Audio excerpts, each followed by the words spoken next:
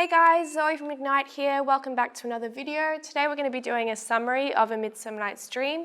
But before we begin, make sure to go to our website for more resources at ignitehsc.com.au. And if you enjoyed this video, make sure to like it and subscribe to our channel. Let's get into the video.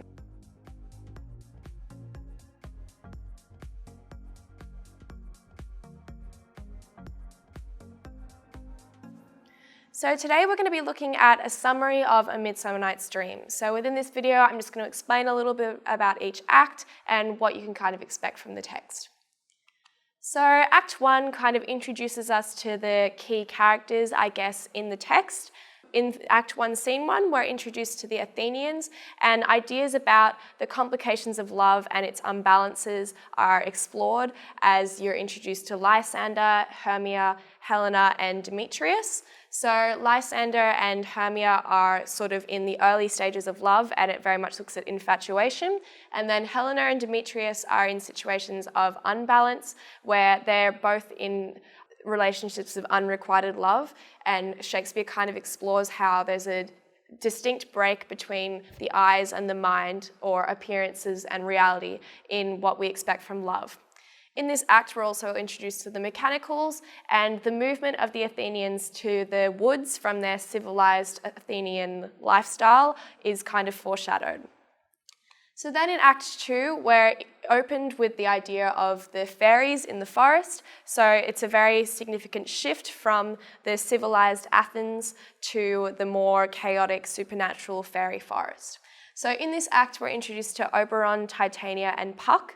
So Oberon and Titania are the fairy king and queen, and their arguments over a changeling boy and whether they'll keep this boy or send him away trigger kind of a situation of magical chaos. So within this act, Puck, the main instigator of a lot of mischief in the play with love and relationships, finds a magical flower which kind of manipulates situations and, I guess, engages in light-hearted meddling in other relationships, which is then brought to fruition in Act 3, where Titania and all of the Athenians and Bottom, one of the mechanicals, are all manipulated, so then there's kind of situations of unbalance. So Titania falls in love with Bottom, whose head is transformed into a literal bottom, and Lysander, Hermia, Helena, and Demetrius are all kind of manipulated, so then their infatuations are flipped. So Lysander falls in love with Helena, and she's kind of put in a situation of unbalance, and things spiral from there. And all the while, Puck is kind of instigating all of these changes and creating chaos. So then we move into Act 4, where the characters are all sort of brought back to normal, and they're kind of grappling with this confusion of, was what I just experienced a dream or was it a reality? Because the magic is kind of ambiguous and characters remember different things. So Puck and Oberon decide to put the jokes aside and flip relationships back to normal, making a couple of changes. So one being Puck sort of alters the relationship dynamic of the Athenians, so then Helena and Demetrius, who are probably better suited to each other in the first place than they realized, are now in love, and there's kind of a balance which is instigated through magic. So in this act, we're also introduced to other Athenians who were in the original first act, and there's sort of foreshadowing of a wedding which is going to take place. So this wedding takes place in Act 5, where the Athenians are all in happy situations of love, all complications resolved, and they enjoy a performance of Pyramus and Thisbe performed by the mechanicals, which kind of isn't the best interpretation of the play ever. And kind of looks at Shakespeare questioning ideas of theatre and what it should mean to society, and looking at the differences between reality and the imagination.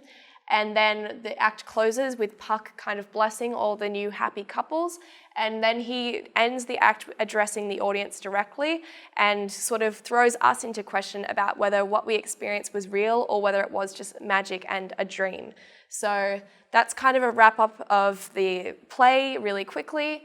Obviously, there's a lot more to look at, so if you want to go to our longer resource and look at that, that's a really good option. So that's it for today. Make sure to go to our website for more information at ignitehsc.com.au for longer resources, and like and subscribe to our videos, and I'll see you in the next video.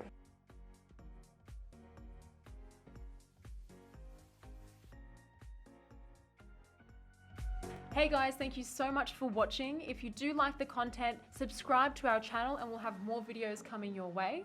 That's right, guys. Thanks for watching, and please make sure you check out our online resource database. We've had a team of state rank achievers and heads of English put these together for you, covering everything from essay structures and examples all the way through to craft of writing and comprehension skills. So check them out at ignitehsc.com.au, and we look forward to seeing you in the next video.